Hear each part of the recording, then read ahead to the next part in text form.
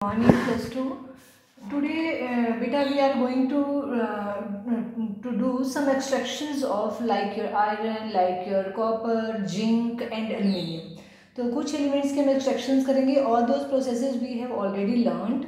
We are only used those processes here which are applicable in the particular metals for the extractions. ठीक है. तो हमारे पास second जो you know that second most abundant element जो है हमारा वो है आयरन. एंड आयरन जो है वो हमारे काफ़ी ज़्यादा जो है यूज़ है हमारे अराउंड, आपने देखा होगा. तो आयरन के एक्सट्रैक्शंस करना इट्स वेरी इंपॉर्टेंट. तो आयरन के एक्सट्रैक्शन जो है सबसे जो कॉमन जो आयरन का ओर है वो है हेमेटाइट. कौन है? हेमेटाइट. हेमेटाइट है. फिर उसके बाद मैग्नेटाइट है. मैग्नेटाइट है. आपके पास लिमोनाइट है. लिमोनाइट जो हमने सारे पढ़े हैं. मैं इनके फॉर्मूलाज नहीं लिखूंगी अब. आयरन पैराइट है. आयरन पायराइट है और सिडराइट्स है. फिफ्थ है सिडराइट. तो ये इनमें से मोस्ट कॉमनली यूज्ड जो है हमारे पास आयरन पेराइट है और हेमेटाइट से abundantly available in the earth crust. जो आयरन पेराइट है वो अबंडेंटली प्रेजेंट होता है अर्थ क्रस्ट में, बट हमने एक्सट्रैक्शन जो है हेमेटाइट से जनरली की जाती है. तो सबसे पहले फर्स्ट स्टेप तो हमारे पास आ जाएगा इसमें कंसंट्रेशन. आपको पता है कि हम कैसे करते हैं इसकी कंसंट्रेशन. ओके, वही प्रोसेस आपके यहाँ लगने जॉ क्रशर से इसको हम फाइन पाउडर्स में करेंगे और इसका पीसीस का साइज जो है 1 इंच होगा. क्रशिंग के बाद ओर की कंसंट्रेशन करेंगे, सेपरेट करेंगे. उसके बाद आपके पास नेक्स्ट है आपके पास कैल्शिनेशन में तुम्हें पता है कि हम इसमें लिमिटेड सप्लाई ऑफ एयर्स में इसको जो है वो हीट करेंगे. That help us to remove the air from air, moisture and your impurities like sulphur का सल्फर डाइऑक्साइड बना था. तो इम्प्योरिटीज़ ये मैं इनको लिखूंगी नहीं, हमने वहाँ पढ़ा है ना ये. सिमिलरली फॉर आर्सेनिक का आर्सेनिक ऑक्साइड बन जाएगा. क्या बन जाएगा? Arsenic oxide AS2O3. आपका जो आर्सेनिक ऑक्साइड बन जाएगा. फॉस्फोरस का जो है फॉस्फोरस ऑक्साइड बन जाएगा P4O10. ये सारे तो ये ऑल आर वोलेटाइल इम्प्योरिटीज. तो सभी के सभी जो है उड़ जाएंगे. तो वही चीज़ आपने यहाँ पे करनी है. उसके बाद सम फेरस कार्बोनेट्स जो हैं वो कन्वर्ट, कार्बोनेट्स हमने पढ़ा है. कार्बोनेट किस में कन्वर्ट हो जाते हैं? कार्बन डाइऑक्साइड उनमें रिमूव होती है और वो कन्वर्ट हो जाते हैं आपके फेरस ऑक्साइड में और कार्बन डाइऑक्साइड उसमें से रिमूव हो जाती है ना. तो सिमिलरली हमारे पास जो आपका पास फेरस ऑक्साइड है, it combine with oxygen to form a ferric oxide. मतलब फेरिक ऑक्साइड उसका जो है बन जाएगा. इसके बाद बेटा हमने एंटायर मास जो है बिकम पोरस. हमने ये बात भी करी थी कि इससे क्या होता है, हमारा जो ओर है वो पोरस हो जाता है. तो that means it is quite जो उसकी हेल्प जो है इसकी जो फर्दर इसकी जो रिडक्शन करनी है that is quite easy. Third आपके पास है बेटा smelting is the most important part है यहाँ पे, जिसमें हमने सिंपली बोला था कि when ore is heated with carbon और कार्बन मोनोऑक्साइड. तो यहाँ पे हम जो है वो आपका जो ऑक्साइड ओर है आयरन का उसको हम हीट करते हैं ब्लास्ट फर्नेस में. किस में करते हैं? ब्लास्ट फर्नेस में. ब्लास्ट फर्नेस की मेक देखेंगे और उसमें डिफरेंट जोन्स देखेंगे. तो स्मेल्टिंग हमारी कहाँ होती है? ब्लास्ट फर्नेस में इसकी होती है. तो इसको जो है हम यहाँ पे डायग्राम बना लेते हैं बेटा. तो ये आपके पास लोहे की बनी होती है, सिलेंड्रिकल फर्नेस है, स्टील लाइंड होती हैं, फायर ब्रिक्स मतलब जो है वो लाइंड स्टील की बनी होती है और फायर ब्रिक्स से जो है वो लाइंड होती है. तो इस तरह से बेटा इसकी जो मैं यहाँ पे थोड़ी सी बनाती हूँ, ये इस तरह से होती है आपकी ब्लास्ट फर्नेस. तो ये ऐसे करके बेटा है ना. तो उसके बाद इसको जो है वो ऐसे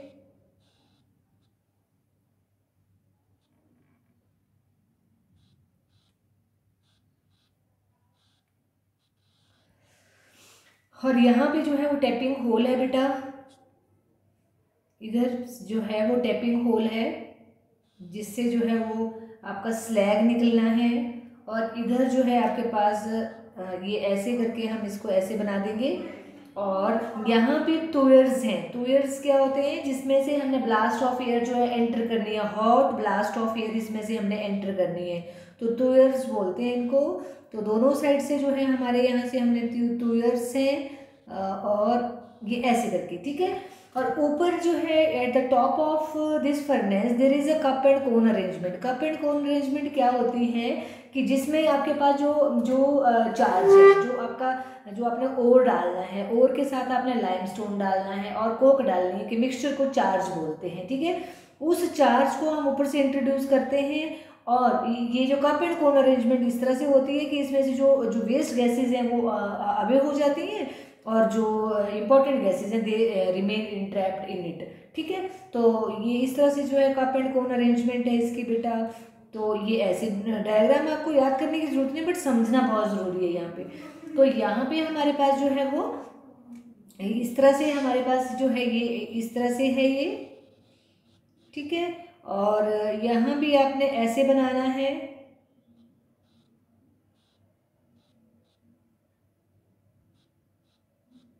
ऐसे बनाना है, लाइक दिस, ठीक है जी।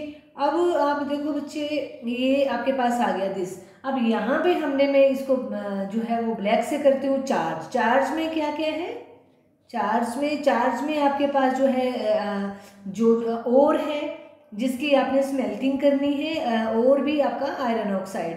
तो यहाँ पे चार्ज हमें इसमें इंट्रोड्यूस करेंगे from the top of the furnace. And what is charge? It can be asked in paper. That is your ore plus your limestone plus आपके पास जो है वो कोक। इन सब के मिक्सचर मिक्स करके जो है हम इसको जो है ऊपर से इंट्रोड्यूस करते हैं, राइट। और फिर आपके पास जो है वो जैसे जैसे ये चार्ज आपका नीचे जाता जाएगा तो वैसे वैसे आपकी जो है चेंजेस आएगी। अब आप नीचे देखिए, यहाँ से हमने हॉट एयर जो है वो इंट्रोड्यूस करनी है। प्री हीटेड जो है 1000 केल्विन टेम्परेचर की प्री हीटेड हॉट एयर इसमें से इंट्रोड्यूस करेंगे हम। हॉट एयर इसमें से इंट्रोड्यूस करिए बेटा। और हॉट एयर का टेम्परेचर जो है बहुत हाई होता है। और दिस कम जो एयर है burning of coke to carbon dioxide, जो कार्बन डाइऑक्साइड के साथ जो ओर मतलब आपका ओर अपने ऊपर से डाला ना, हम सारा दिखाएंगे नहीं यहाँ पे, हमने इसको ऊपर से डाल दिया है। तो इसमें क्या होगा, जब ये इसमें जो है वो बर्न करेगा तो आपको पता होना चाहिए कि कार्बन की जो बर्निंग है that is your exothermic process है। कैसी है वो exothermic, huge amount of energy उसमें से रिलीज होती है। और एट दिस पॉइंट, ये पॉइंट है, इस पॉइंट पे जो है कार्बन बर्न करेगी और 2170 केल्विन इसका टेम्परेचर होगा। कितना टेम्परेचर होगा इसका? 71। और इसमें जो है वो Fe मतलब क्या क्या होगा इसमें आपके पास, आयरन ऑक्साइड प्लस कार्बन ये होगा आयरन ऑक्साइड, और ये कन्वर्ट हो जाएगा Fe प्लस कार्बन मोनोऑक्साइड में। किस में कन्वर्ट होगा? कार्बन मोनोऑक्साइड में। और यहाँ पे हमारे पास जो है इस उसको जो है वो बोलते हैं आपका क्या बोलते हैं उसको, कंबस्शन जोन। क्या बोलते हैं इसको? Combustion zone. जो ये वाली जोन है इसको कंबस्शन जोन बोलते हैं, मतलब इसमें कंबस्शन ऑफ कार्बन होती है, ठीक है। तो इसे जोन्स आपको पता होना चाहिए। इसका टेम्परेचर ऑलमोस्ट 22 केल्विन के बराबर होता है, 21 पर्टिकुलरली आप याद रख सकते हो। तो इसमें क्या होता है, कार्बन कंबाइन विद ऑक्सीजन जो हमने ऊपर लिखा तो ये बन जाएगी कार्बन डाइऑक्साइड। और this reaction is exothermic, huge amount of energy is released and it is -393.5 kilo joules पर मोल या 4 किलो जॉल्स पर मोल आपके पास ये कंबस्शन जोन है। उसके बाद क्या होगा, अब कार्बन डाइऑक्साइड यहाँ से हुई ना, निकली ना, तो कार्बन डाइऑक्साइड गैस है तो वो ऊपर को जाएगी।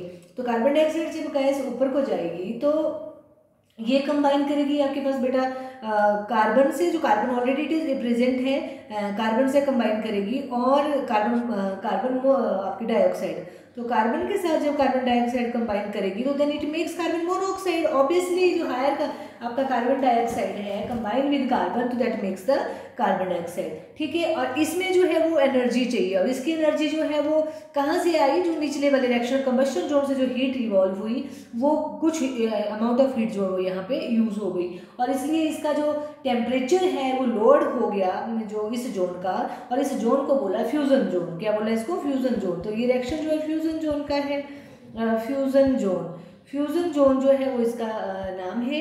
और कार्बन डाइऑक्साइड ये मैंने लिख दिया ऊपर, और इसका टेम्परेचर जो है लोड हो जाता है, और लोड हो जाता है 70 केल्विन तक, ओके।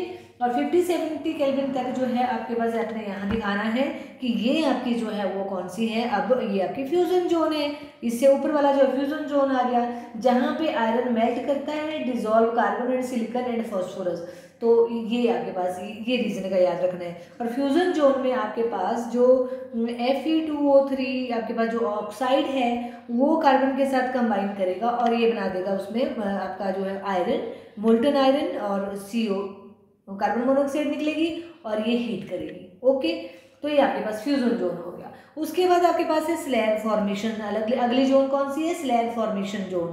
तो slag formation zone, slag formation zone जो है, slag formation zone, slag formation zone जो है इसमें क्या होता है कि आपके पास जो आपने देखो लाइम डाला है, ऊपर से चार्ज में लाइम है, लाइम जो है वो क्या करता है आपका कंबाइन करता है with impurities like silica which is already present in the your ores, और उसको कैल्शियम सिलिकेट में कन्वर्ट कर देता है। तो कैल्शियम सिलिकेट क्या हुई? स्लैग हुई। तो दैट स्लैग जो है वो लाइटर होती है और वो मतलब इस जोन में जो है स्लैग फॉर्मेशन, और इसका टेम्परेचर जो है वो कम होता है क्योंकि इसमें भी हीट चाहिए। तो 1270 इसका टेम्परेचर होता है, जिसमें 1270 केल्विन पे क्या कौन सी होती है? स्लैग फॉर्मेशन, स्लैग जोन में बोल देती हूँ, slag zone.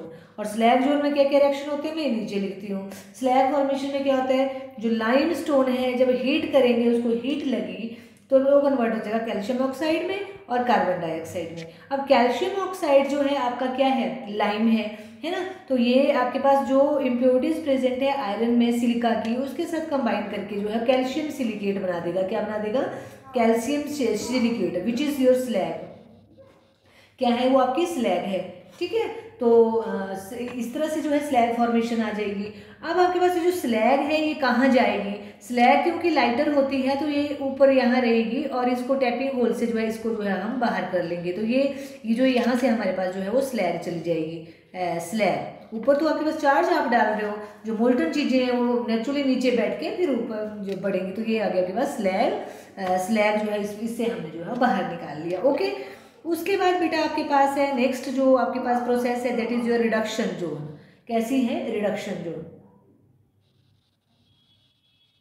Reduction zone, reduction zone में क्या है कि जो temperature near the top of the furnace, अब हम ऊपर पहुंच गए, ये 500 से 875 केल्विन तक होता है। तो 500 to 70 जो रेंज है इसको जो है यहाँ पे आपके पास फर्नेस के ऊपर 500 केल्विन टेम्परेचर है, यहाँ 700 केल्विन टेम्परेचर है। ठीक है, और यहाँ 875 से 75 का टेम्परेचर है। तो इसमें आपके पास जो है वो फायर आपकी क्या नाम लेते हैं 870 में इसमें जो है आयरन स्पॉन्जी हो जाता है, स्पॉन्जी आयरन हो जाता है। तो ये पता होना चाहिए हमें, स्पॉन्जी आयरन ऑब्टेन्ड। ओके, तो इसमें जो है रिडक्शन, और ये रिडक्शन जोन है, नाम सजेस्ट कर रहा है कि रिडक्शन जोन में क्या होगा, जो आयरन के ऑक्साइड्स हैं that combine with carbon monoxide to form iron plus carbon dioxide उसमें से रिमूव हो जाएगी। सिमिलरली आपके पास आयरन का ऑक्साइड अगर होगा that also directly convert into the iron, मतलब that also combine with carbon monoxide to form Fe3 limonite, इसका जो है वो बन जाएगा आपके मैग्नेटाइट ओर, नॉट लिमोनाइट, तो मैग्नेटाइट ओर बन जाएगा, है ना। तो ये आयरन ओर है, ये क्या है? आयरन ओर है। तो जो आपके पास जो ये बना Fe3O4, this combine with carbon monoxide again and form, तब ये Fe बनता है। ठीक है, तो आप अगर चाहो तो इसको स्किप भी कर सकते हो इस वाले रिएक्शंस को, बट स्किप नहीं करना तो आप ऐसे लिखोगे। सिमिलरली आपके पास मैंने पहले बोला ये आयरन में, और अगर Fe2 कुछ अमाउंट ऑफ जो आयरन ऑक्साइड है that combine with oxygen to form FeO भी बन सकता है। तो आप देखिए जरा, let's look at here, that is your FeO combine with carbon monoxide which will give your iron plus आपकी कार्बन डाइऑक्साइड। आयरन जो ये ओर है आपका, ये क्या है? ओर है, मतलब ओर जो अभी ऑक्साइड में कन्वर्ट नहीं हुआ है, तो वो जो है कार्बन मोनोऑक्साइड के साथ जो है अगर कंबाइन करेगा तो एक तो ये बना सकता है Fe ऑक्साइड भी बना सकता है, और दूसरा वो जो है कन्वर्ट होगा आपके मैग्नेटाइट ओर में Fe3O4 में, और Fe3O4 से जो है वो डायरेक्ट आपके कार्बन मोनोऑक्साइड के साथ कंबाइन करके डायरेक्ट Fe बना सकता है। ठीक है, तो इस तरह से ये जो FeO2 बना ये भी कार्बन मोनोऑक्साइड के साथ कंबाइन करके आयरन बन जाएगा। तो अल्टीमेटली हमारे पास जो है वो ये कंबाइन करके जो है वो क्या बन जाएंगे, हमारे पास इस जोन में आपका जो आयरन मिलेगा, जो iron which is obtained from this blast furnace, it contains some dissolved carbon. इसमें सिलिकॉन हो सकते हैं, इसमें फॉस्फोरस हो सकता है, मैग्नीज हो सकता है, and form the lower layer of the base of the furnace. मतलब कहाँ आ जाएगा ये जब मेल्ट होके, ये यहाँ आ जाएगा। इसको मैं जो है वो अलग उससे करती हूँ, तो ये यहाँ पे आ जाएगा, यहाँ पे। तो ये आपके पास जो है वो यहाँ आ गया, तो ये आपके पास क्या है, मेल्ट मोल्टन आयरन है। ये मोल्टन आयरन जो है वो यहाँ आ जाएगा, क्योंकि ये heavier than that of slag है। तो इस तरह से आपके पास जो है वो हमारे पास जो है जो आयरन मिला, that this iron is known as a pig iron. Pig iron is nothing but it is a impure form of your iron which is obtained from the blast furnace, which contains carbon as impurities, silicon, phosphorus and manganese etc. Okay, then this pig iron is converted into cast iron.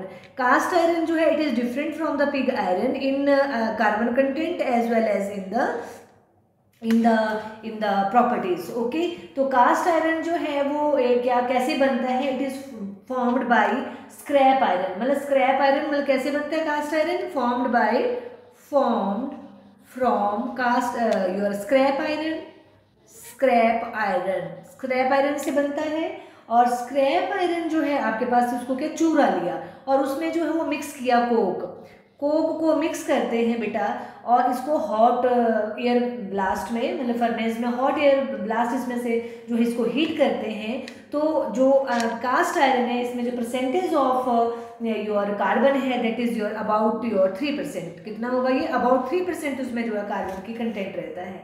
ठीक है, तो it expand slightly on solidifying, थोड़ा सा solidify पे जो है वो slightly जो है वो एक्सपेंड करता है, और जो है शेप ले लेता है वैसे जिस मोल्ड में डाला है, और एक्सट्रीमली हार्ड होता है, एक्सट्रीमली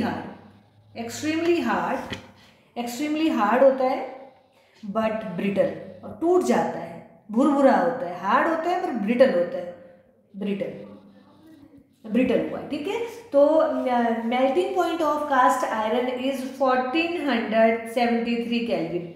1473 केल्विन जो है इसका जो मेल्टिंग पॉइंट होता है। तो इस तरह से हमारे पास you should know what is the difference between cast iron and pig iron. Pig iron is that iron which is obtained from the blast furnace containing carbon, silicon, phosphorus, manganese impurities, but the cast iron is prepared from the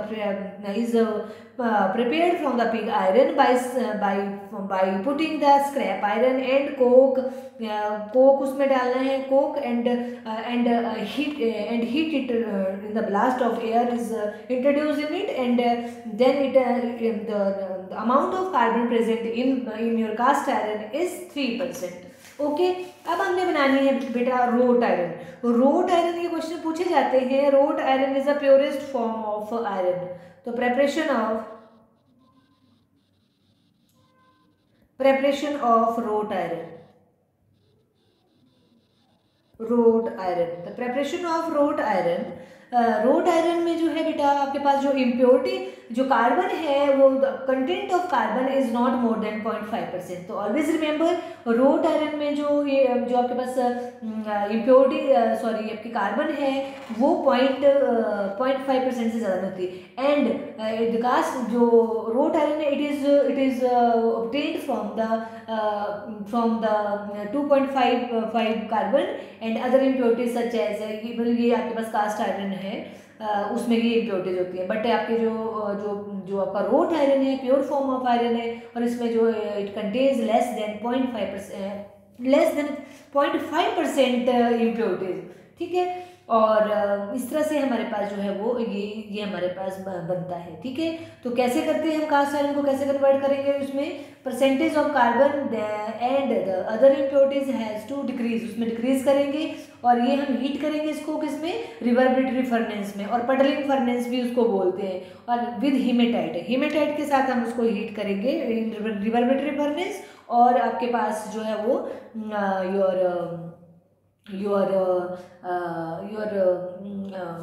puddling furnace, ठीक है। तो इसमें आपके पास जो है वो जो haematite जो है वो सप्लाई करता है आपके पास ऑक्सीजन सप्लाई करता है, और वो क्या करता है ऑक्साइड्स ऑफ कार्बन में मतलब जो कार्बन प्रेजेंट है उसको ऑक्साइड में कन्वर्ट कर देता है, सिलिकॉन प्रेजेंट है सिलिकॉन के ऑक्साइड में कन्वर्ट कर देता है, सिलिका हो जाएगा, मैग्नीज का मैग्नीज में, और फॉस्फोरस का फॉस्फोरस में, ठीक है, और कार्बन मोनोऑक्साइड को इसमें। तो इस तरह से जो है हम इनकी जो है एज ए इम्प्योरिटी जो है वो इनकी निकल जाती है। जैसे मैग्नीज है, मैग्नीज को फिर सिलिका के साथ मैग्नीज ऑक्साइड में कन्वर्ट होगा, तो मैग्नीज की जो मैग्नीज ऑक्साइड जो है it combine with your silica to form silicate, manganese silicate as a slag, ये निकल जाएगा, ठीक है। सिमिलरली आपके पास जो है वो फॉस्फोरस जो है वो भी हीमेटाइट के साथ कंबाइन करके जो है वो P4O10 ये बना देता है FePO4, फेरिक फॉस्फेट बनाएगा, ये भी स्लैग है। तो इस तरह से हमारे पास जो है वो जो भी इम्प्योरिटीज और स्लैग के फॉर्म में जो है निकल आती है। तो इस तरह से जो रोट आयरन जो हमारा प्रिपेयर्ड हुआ इसमें 0.5% इम्प्योरिटीज होगी, which is about half in the carbon, जो कैसी है कार्बन में आधी है, मतलब है ना। तो ये है बेटा the melting point of wrought iron 1673 जो है वो रोट आयरन में होता है, ठीक है।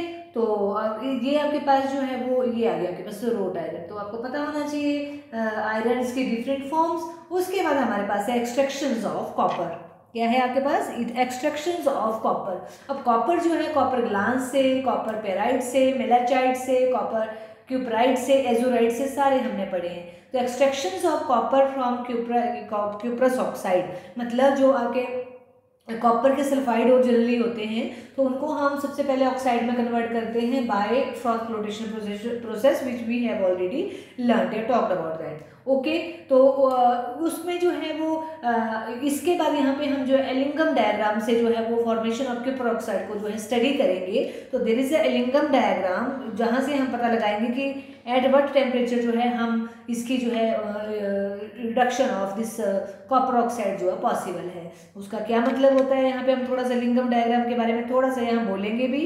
आपके पास यहाँ पे टेम्परेचर है इतना, ये आ गया आपके पास -400, ये जो है वो आपके डेल्टा जी है, delta G should be negative है ना। तो यहाँ पे आ गया 0.300 किलो जॉल्स पर मोल होती है, ये यहाँ कर देती हूँ किलो जॉल्स पर मोल, और यहाँ पे आ गया आपके पास -200, और यहाँ पे आ गया -100 आ गया, और यहाँ पे आपके पास टेम्परेचर कंडीशन है बेटा इन केल्विन। तो टेम्परेचर आपके पास सबसे पहले 273 केल्विन, फिर 500 केल्विन आ गया, फिर आपके पास जो है वो 1000 केल्विन आ गया, और फिर आपके पास 1500 केल्विन आ गया, देन योर 2000 केल्विन जो है वो इसमें टेम्परेचर आ गया। टेम्परेचर इन केल्विन में ऐसे कर देती हूँ। अब इसमें देखो लिंगम डायग्राम में क्या है, हम ऑक्सीडेशन करेंगे कार्बन की भी, ऑक्सीडेशन करेंगे मोनोऑक्साइड की भी, ऑक्सीडेशन करेंगे हम कार्बन की जिसमें कार्बन मोनोऑक्साइड बनता है ना। तो लिंगम डायग्राम से हम क्या देखेंगे, अगर डेल्टा जी जो है कार्बन की ऑक्सीडेशन करने पे, आपके कार्बन मोनोऑक्साइड की ऑक्सीडेशन करने पे जो है, अगर उनका ग्राफ जो है if it is lower than that of oxidation of copper, तो तब इसका मतलब है कि हम जो है उसको रिड्यूस कर सकते हैं इजीली विद कार्बन, ओके। तो देखो जैसे आपके पास जो है जो ग्राफ है आपका इसमें कॉपर का जो ऑक्सीडेशन ऑफ कॉपर का ग्राफ है वो यहाँ 300 से थोड़ा सा ऊपर सा है, और ये ऐसे लाई करता है बेटा ये। तो ये ग्राफ है जिसमें क्या है copper convert into copper oxide, मतलब जिसको हम क्यूप्रिक ऑक्साइड बोलेंगे, ठीक है। ये क्यूप्रस ऑक्साइड हुआ ये क्यूप्रस ऑक्साइड। तो यहाँ पे 4 बैलेंसिंग का जो है आप खुद भी कर सकते हो, ठीक है। उसके बाद बेटा अब ये तो हो गया, अब इसमें जो है अदर देखेंगे, मतलब कि डेल्टा जी है, variation of delta G with temperatures, ठीक है। तो सबकी ऑक्सीडेशन करनी है। तो यहाँ पे आपके पास जो है वो ये एक जो है ये 400 और 300 के बीच में जो है हमारे पास एक ये लाइन है, जिसमें ये लाइन शो करती है कार्बन प्लस ऑक्सीजन, कार्बन की ऑक्सीडेशन करना but complete oxidation of carbon, तो इसका डेल्टा जी ये है। उसके बाद आपके पास जो है वो oxidation of carbon monoxide, carbon monoxide की ऑक्सीडेशन ये है, और ये 500 से ऊपर जैसे टेम्परेचर पे जो है क्रॉस करती है इसको, तो ये आपके पास आ गया कि कार्बन मोनोऑक्साइड प्लस ऑक्सीजन से बना कार्बन मोनोऑक्साइड, ठीक है। तो ये आ गया। इसके बाद हमारे पास जो कार्बन से की जो है वो ऑक्सीडेशन करनी है और बनेगा उसमें लिमिटेड सप्लाई ऑफ ऑक्सीजन में, तो ये भी इसी ग्राफ को जो है वो क्रॉस करेगा यहाँ पे, तो ये आपके पास ऐसे बन जाएगा। तो ये है 2 कार्बन प्लस ऑक्सीजन। तो इसमें क्या है बेटा, ये हम क्या कर रहे हैं, क्या है मतलब इस लिंगम डायग्राम का मतलब क्या है। यहाँ देखो हमने कार्बन को यूज़ करना है या कार्बन मोनोऑक्साइड को यूज़ करना है as a reducing agent for reduction of your cuprous oxide, but हमने सभी एलिमेंट की ऑक्सीडेशन प्रोसेस को देखना है कि उनका डेल्टा जी कैसा है। तो देखो इसमें जो है डेल्टा जी है, इसमें जो है वो क्या बोलते हैं आपके पास यहाँ पे जो है वो इसका डेल्टा जी जो है ये है, जब कार्बन जो है वो कार्बन ऑक्साइड बनाती है, फिर आपके पास इसका डेल्टा जी ऐसे वेरी कर रहा है, इसका जो है वो ऐसे वेरी कर रहा है आपके किसका, कार्बन से कार्बन डाइऑक्साइड बनाने का। तो अगर ये जो ग्राफ है अगर ये लाई करते हैं as compare to your copper की ऑक्सीडेशन से, तो इसका मतलब है कि this carbon and carbon monoxide is able to oxidize your copper at any temperature except very low temperature. जैसे देखो यहाँ क्रॉस हुआ है, यहाँ हुआ ना क्रॉस, तो इसका मतलब है यहाँ पे थोड़ा सा नीचे है, अगर कार्बन की ऑक्सीडेशन करने से कार्बन मोनोऑक्साइड तो थोड़ा सा ऊपर से स्टार्ट होता है। तो इसका मतलब है कि डेल्टा जी जो है इनकी जो है वो आपकी जो कॉपर की ऑक्सीडेशन की जो है इनसे हायर है, तो we can easily reduce copper into reduced copper oxide into copper by using these carbon और कार्बन मोनोऑक्साइड। तो this is the applications of your Ellingham diagram. तो हमें पता है बेटा कि जो आपके पास कॉपर का जनरली जो है आपके सल्फाइड ओर से हम कॉपर को करते हैं तो बनता है कॉपर ऑक्साइड। ये सब हमने वही, इसमें कुछ नहीं लिखना है अब आपको, ठीक है ना। चलो लिख देती हूँ। तो कॉपर टू सल्फाइड है, इसकी क्या होगी, ऑक्सीडेशन होगी इन फ्लोटेशन प्रोसेस में, और ये बन जाएगा कॉपर टू ऑक्साइड प्लस इसमें से SO2 गैस निकल जाएगी। बैलेंसिंग आप जो है वो कर देते हैं, ये आ गया, ठीक है। उसके बाद बेटा आपके पास जो है वो अगर कॉपर ऑक्साइड है तो वो कार्बन के साथ, कॉपर का जो ऑक्साइड है कार्बन के साथ कंबाइन करके जो है क्या बना देगा, कॉपर प्लस कार्बन मोनोऑक्साइड, ठीक है। बाकी आपके पास जो है अगर इम्प्योरिटीज है लाइक सल्फर है तो सल्फर डाइऑक्साइड की फॉर्म में वो इवॉल्व हो जाएगा, या आपके पास जो है वो क्या नाम लेते हैं सल्फर की है या कोई अदर इम्प्योरिटीज है तो वो निकल जाएगी। अब देखो जैसे आपके पास सल्फर सिलिका की इम्प्योरिटी है तो क्या होगा, जो आयरन ऑक्साइड है वो कंबाइन कर जाएगा सिलिका के साथ और बना देगा FeSiO3, तो सिलिकेट। तो ये जो है सिलिकेट जब भी बनता है दैट मीन्स ये स्लैग है, तो स्लैग इम्प्योरिटी के रूप में निकल जाएगी, ठीक है। अब ये सारा हमने बेटा पढ़ा हुआ है तो इस चीज़ को हमने वैसे ही करना है, ठीक है। अब क्या हो गया कि जो आयरन ऑक्साइड है और सिलिका है ये आपका सिलिकेट की इम्प्योरिटी। अब जो कॉपर आपका निकला उसको हम कॉपरमेट बोलते हैं। कॉपरमेट जो है उसमें कुछ इम्प्योरिटीज होती हैं कॉपरमेट में, तो उसको हमने कॉपर उसमें से हमने करना recovery of copper from the copper matte. तो हम क्या करेंगे, कॉपरमेट को जो इम्प्योर कॉपर है उसको डालेंगे एक आपकी फर्नेस है जिसको पियर शेप, इसको बेसेम्बर फर्नेस बोलते हैं, पियर शेप्ड होती है ये बेसेम्बर फर्नेस बेसेम्बर फर्नेस है। इसमें हम क्या डालते हैं, जो इम्प्योर कॉपर ऊपर से आएगा उसकी हमने प्यूरिफिकेशन करनी है, तो ये पियर शेप इस तरह से होती है। It is mounted over the horizontal axle के ऊपर जो माउंटेड होता है, and it can tilt in इधर साइड, तो किसी भी साइड को टिल्ट हो सकता है।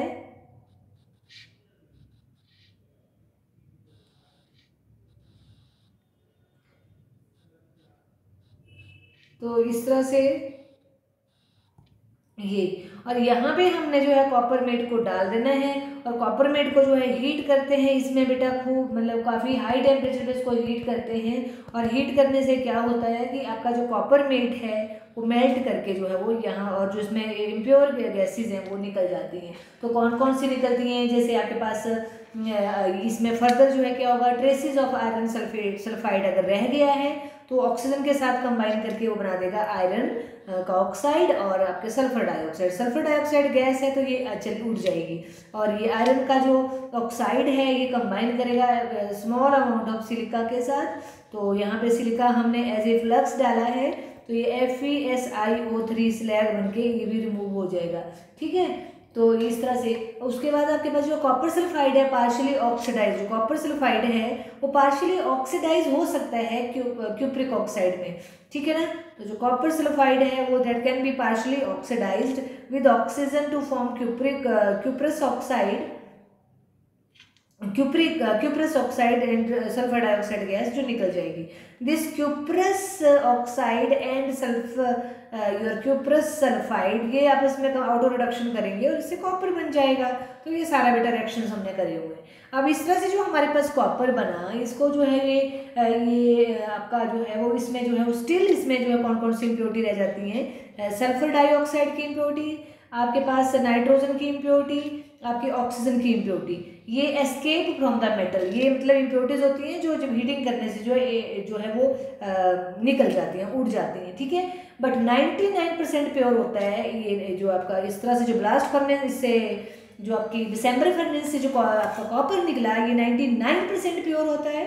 और इसमें स्मॉल अमाउंट ऑफ इम्प्योरिटी जो है रह जाती है व्हेन इट सॉलिडिफाइज, जो इसमें डिजॉल्व सल्फर डाइऑक्साइड है, इट एस्केप प्रोड्यूसिंग ब्लिस्टर, ऐसे फोफोले बन जाएंगे, इसलिए इसको ब्लिस्टर कॉपर भी बोलते हैं, ठीक है ना। तो ऐसा पूछा जाता है कि ब्लिस्टर ऑफ कॉपर जो है वो किस गैस के होने की वजह से होता है, तो sulphur dioxide when it remove from the molten from the solid copper on solidification of copper and it left blister in the copper, ठीक है। कॉपर क्योंकि बहुत हैवी होता है ना, मतलब एज कम्पेयर टू गैसेज, तो जैसे वो ऊपर को उड़ेगी तो वहाँ पे ऐसे होल बन जाएंगे, ऐसे समझ लो फिंसियाँ टाइप, फफोले टाइप बन जाएंगे, तो उसको बोलते हैं ब्लिस्टर कॉपर। अब जो कॉपर है इट इज़ 99%। अब इसको हमने प्योरीफाई करना है बाय पोलिंग। पोलिंग का मतलब क्या हुआ कि हमने हीट करना है कॉपर को, और इसमें जो है वो इसके जो आपके ब्लिस्टर कॉपर है ये इसको हीट करेंगे strongly in reverberatory furnace in presence of excess of air.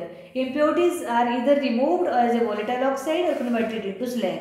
Or some of the copper also changes to cuprous oxide.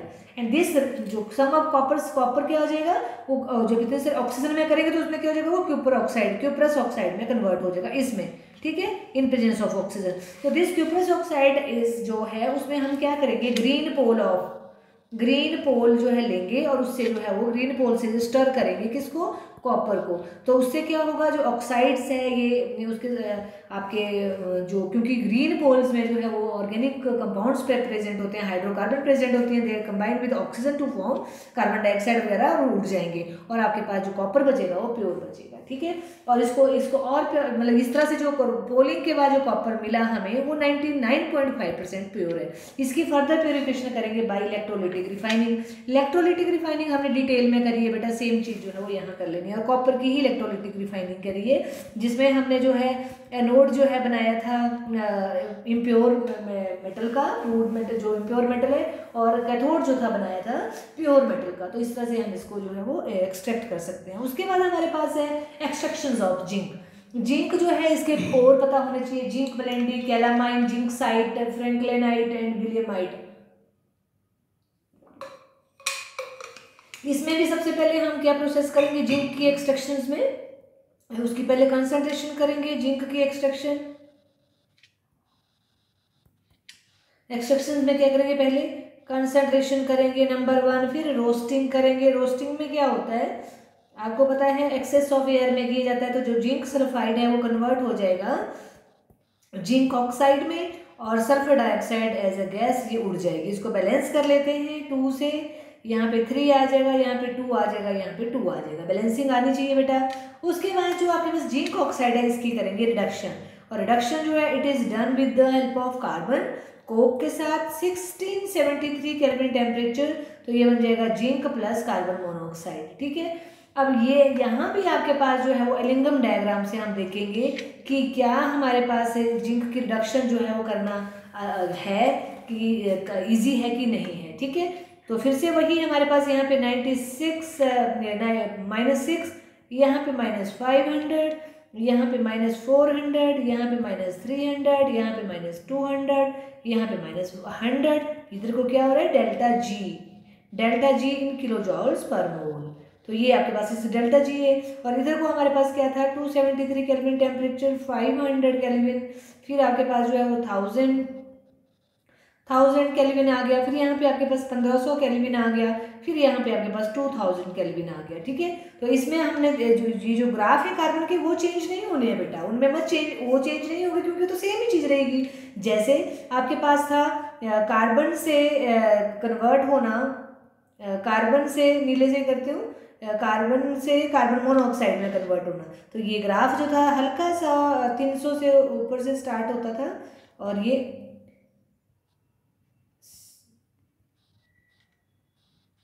ऐसे आया था, है ना। तो ये आ गया 2 कार्बन प्लस ऑक्सीजन, ये बना कार्बन मोनोऑक्साइड। तो ये कार्बन मोनोऑक्साइड के ऑक्सीडेशन का है। आपको पता है यहाँ पे 300 और 400 के बीच में हमारे पास था कार्बन प्लस ऑक्सीजन का कार्बन डाइऑक्साइड बनना, उसकी कंप्लीट ऑक्सीडेशन। ये इसकी पार्शियल ऑक्सीडेशन है और ये इसकी जो है कार्बन डाइऑक्साइड का बनना जो है वो आपकी क्या बोलते हैं वो ऑक्सीडेशन है, क्या होता है वो अपना कंप्लीट ऑक्सीडेशन है। ठीक है, एक हमारे पास और था जिसमें हमारे पास जो है वो कार्बन डाइऑक्साइड बनी थी कार्बन मोनोऑक्साइड से, तो वो 500 से नीचे, ये 3 तो आपको पक्का ही पता होने चाहिए। 500 से नीचे इसका ग्राफ था, तो ये इस तरह से आपके पास जो है वो ये 3 तो डायग्राम सब जगह एक जैसे ही बनेंगे, तो इनको अगर आप थोड़ा सा कर लोगे तो बस एक ही याद करना है। फिर O2 प्लस ये बना आपके पास कार्बन डाइऑक्साइड, मतलब कार्बन मोनोऑक्साइड के ऑक्सीडेशन से बना कार्बन डाइऑक्साइड। अब ये ग्राफ था हमारा delta G versus temperature for oxidation of carbon and carbon monoxide. अब हमने देखना है ऑक्सीडेशन ऑफ जिंक का क्या है। तो ऑक्सीडेशन ऑफ जिंक जो है बेटा, इसको मैं अलग कलर से कर देती हूँ। तो जैसे ये लाई करता है इतने, ये यहाँ से तो 600 से नीचे से लाई करता है और तकरीबन ये यहाँ पे इनको जो क्रॉस करता है, इसको क्रॉस किया इसने इस टेम्परेचर पे। ठीक है, ये यहाँ पे क्रॉस किया किसको, formation of carbon monoxide from carbon, और उसके बाद इसका ने जो है वो कार्बन डाइऑक्साइड को किया इस ग्राफ पे। ठीक है, और उसके बाद ऐसे चला गया। तो अब देखो इसमें क्या है, ये आपके पास है जिंक प्लस O2, ये बना जिंक ऑक्साइड, है ना, जिंक ऑक्साइड बनाइए। अब इसमें क्या देखना है बेटा, अब देखो इस टेम्परेचर से नीचे नीचे ये है आपके पास टेम्परेचर 1180, है ना। ये यहाँ तक जो है 1180, मतलब यहाँ जैसे से कर देते हैं, यहाँ से 1180, यहाँ से नीचे जो है आपको जिंक को हम रिड्यूस नहीं, इतने से इतने मतलब 1180 केल्विन टेम्परेचर है, इस टेम्परेचर तक इनके ग्राफ इससे ऊपर है, मतलब जिंक का ग्राफ जो है लाई करता है for oxidation of carbon and carbon के। तो इसका मतलब हुआ कि इस टेम्परेचर से नीचे हम जो है वो जिंक की रिडक्शन जो है वो पॉसिबल नहीं है। ठीक है ना, तो बट उसके बाद जो है इस टेम्परेचर के ऊपर जो है फॉर्मेशन ऑफ जिंक ऑक्साइड जो रैपिडली इंक्रीज की and cross the graph at almost 1270 kelvin पे अबव हो गया 1270 से, है ना।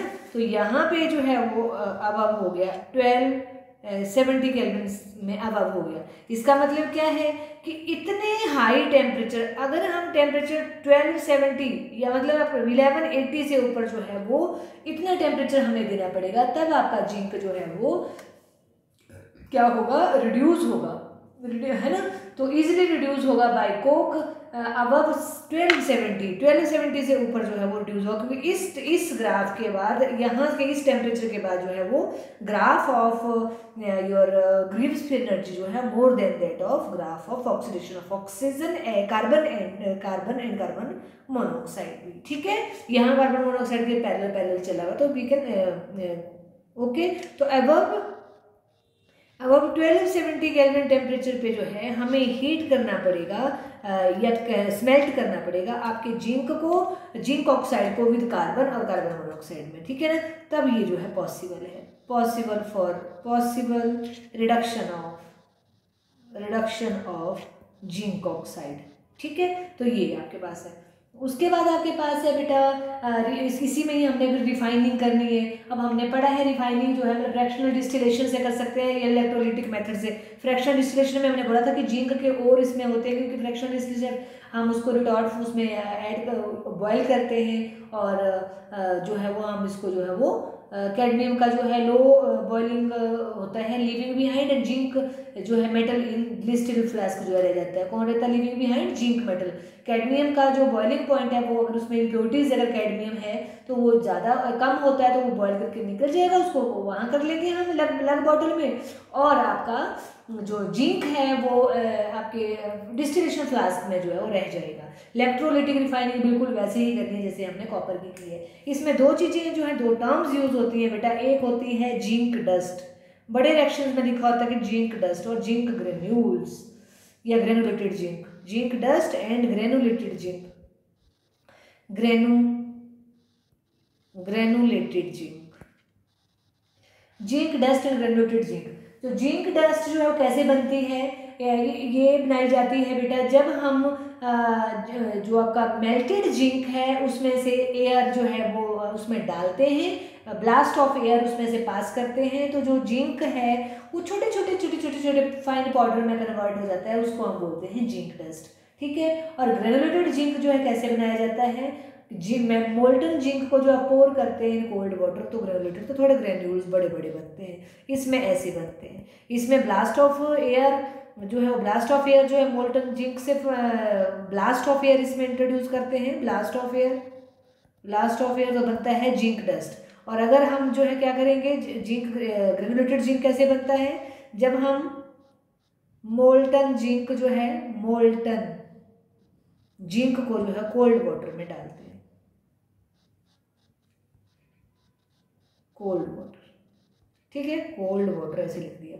तो इस तरह से हम जो है वो बना लेते हैं। ठीक है। लास्ट है आपके पास इसमें भी, that is your extractions of aluminium. Extractions of aluminium जो है,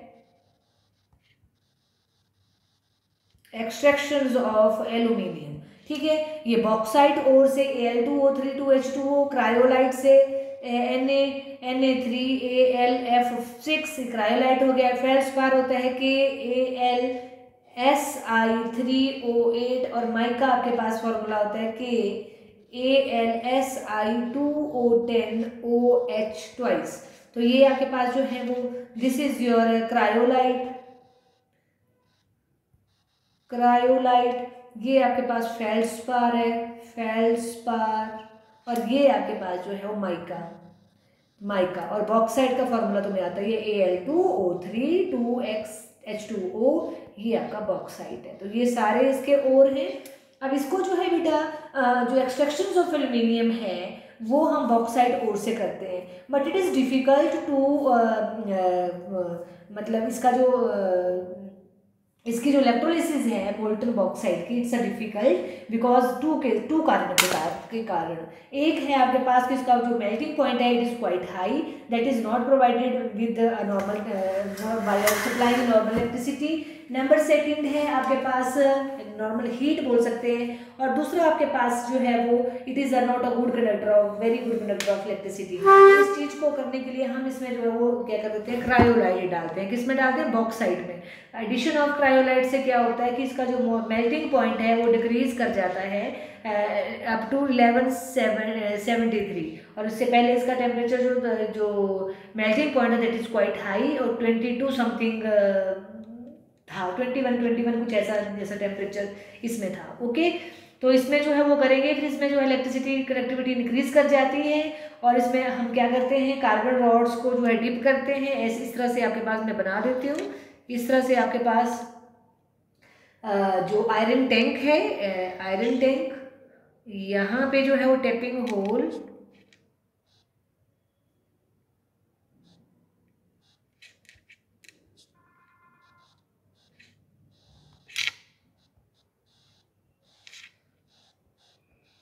और इसकी लाइनिंग जो है ब्रिक्स से की जाती है। आयरन टैंक है, आयरन टैंक, और इसकी इनर लाइनिंग जो है वो कार्बन से बनी हुई है। किससे बनी हुई है? कार्बन से। इनर लाइनिंग इसकी कार्बन से बनी हुई है, कार्बन से इनर लाइनिंग कार्बन से बनी हुई है। ठीक है। और यहाँ पे आपने जो है वो क्या डाला, कैथोड डाला जो जिसमें जो है आपके पास रॉड जो है मोर देन 1 है, और ये इस तरह से आपके पास ये कैथोड है। ठीक है, क्या है ये कैथोड, जो आपने यहाँ पे कॉपर क्लैंप्स डाला, कॉपर क्लैंप्स जो एज ए कैथोड एक्ट करता है। कॉपर क्लैंप्स तो इसमें ये बनाया हुआ है ना, ये रॉड जो है बेटा, सॉरी, कार्बन से बनी हुई है, कार्बन से रॉड बनी हुई है, ये कार्बन रॉड्स, और ये एक्ट करती हैं एज ए एनोड एक्ट करती हैं, तो इनको positive anode, anode positive sign है ना। और ये जो आपके पास ये जो आयरन टैंक है लाइनिंग विद, ये आपके पास कैथोड एक्ट करता है और नेगेटिव साइड। ठीक है, तो क्योंकि इलेक्ट्रोलाइटिक टैंक है तो इसमें वैसे ही होगा। इसके बाद बेटा आपके पाउडर कोक जो है आपने ऊपर से यहाँ डाला है, यहाँ से जो है पाउडर कोक इसमें डाल दिया है। ब्लैक कर देती हूँ, इसको याद करने की ज़रूरत नहीं है, you simply need to know about the process. Okay, यहाँ पे आपके पास जो है वो ये मोल्टन, ये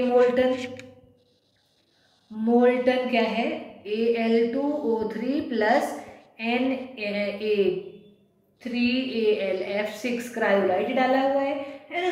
और जब इसमें जो है वो होगी तो आपके पास इधर जो है वो मोल्टन आयरन है, ये मोल्टन आयरन है, मोल्टन आयरन।